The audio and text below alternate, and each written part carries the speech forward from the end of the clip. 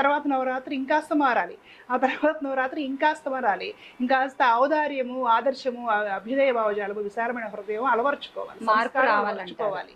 ఇవి మానేసి మనం సెట్టింగ్లు వేసేసుకొని గబగబా అలా పెట్టి ఇలా పెట్టి మళ్ళీ ఇక్కడ నుంచి పువ్వు రాలిందండి, ఇవి మొదలవుతాయి నవరాత్రుల్లో. అమ్మవారిలో నుండి పువ్వు రాలిందండి, పసుపు కుంకాలు రాలేయండి, మా ఇంట్లో అమ్మవారు పానకం తాగుతుందండి, ఇవి కాదు. అందరి రూపంలో ఉండి ఆహారం స్వీకరించేది అమ్మవారే కదా. ఖచ్చితంగా ఆకలితోటి ఎవరైనా అలమటించిపోతుంటే వాళ్ళ రూపంలో ఉండి అలమటించిపోయేది అమ్మవారే కదా.